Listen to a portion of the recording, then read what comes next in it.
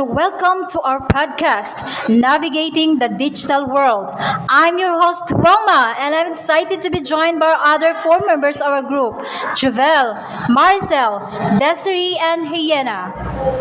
Great! Let's get started. In today's digital age, it's important to be aware of the potential risks and challenges that come with living life online. In the next 5 minutes, we'll be discussing some of the most pressing issues and sharing our personal experiences and tips for staying safe and responsible online. First up, let's talk about online privacy risk. Javel, can you share some example of how personal information is collected and used online? Sure, Wilma. One common way is through social media platforms. When we sign up for these platforms, we often provide personal information, such as a name, birth date, and contact information.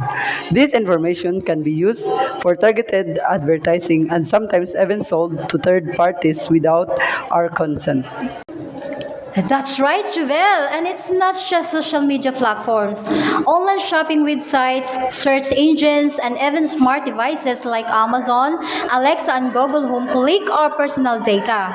Maricel, can you share a personal experience you've had with online privacy concerns? Sure. Once I had a friend request on Facebook from someone I didn't know. I didn't think much of it at first, but when I looked at their profile, I saw that they had posted a photo of me from a party I had attended. It was a private event, and I didn't want that photo shared publicity. It made me realize how easy our personal information and photos can be shared online without our consent. That's great point, Marcel.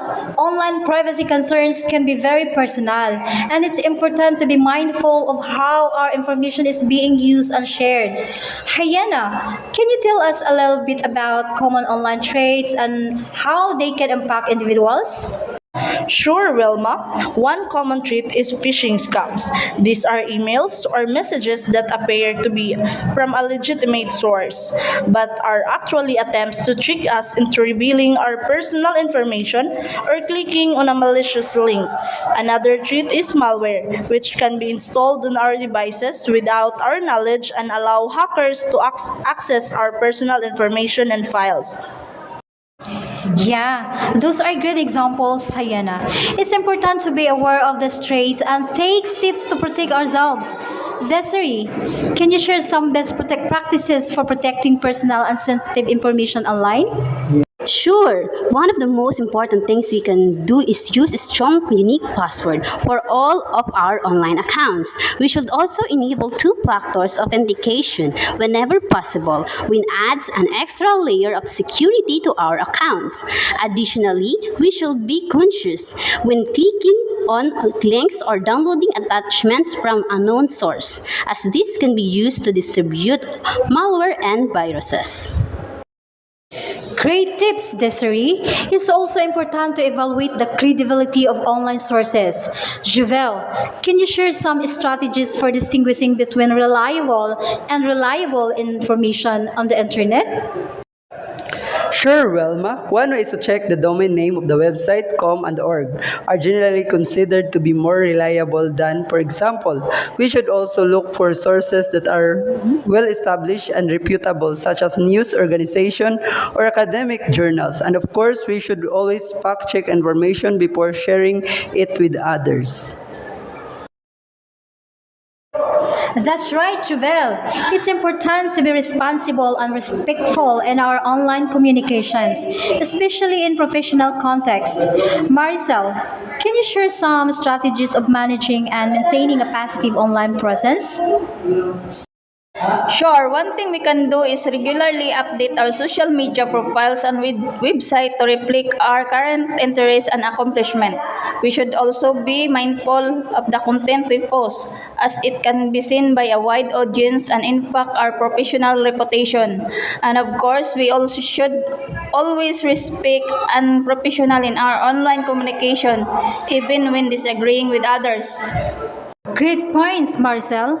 Finally, let's talk about the impact of social media on personal and professional context. Hyena, can you share your thoughts on this topic? Sure, Wilma, social media can be both a blessing and a curse. On the one hand, it allows us to connect with the others and share our experiences and ideas. On the other hand, it can also create unrealistic expectations and pressure to present a perfect image. It's important to remember that social media is only one aspect of our lives, and we should never feel pressured to share more than we're comfortable with. That's great point, Hyena. And finally, Desiree, can you summarize the key points we've discussed in the podcast? We've talked about online privacy risks, common online threats, best practices for protecting personal and sensitive information, evaluating the credibility of online sources, managing and maintaining a positive online presence, and the impact of social media on personal and professional contexts. Great job, everyone. Thank you for sharing your insights and experiences. To our listeners, thank you for tuning in. We hope you've learned something new and valuable about navigating the digital world. Remember to stay vigilant and responsible in your online activities. And don't forget to subscribe to our podcast for more informative episodes like this one. Until next time, stay safe and responsible online.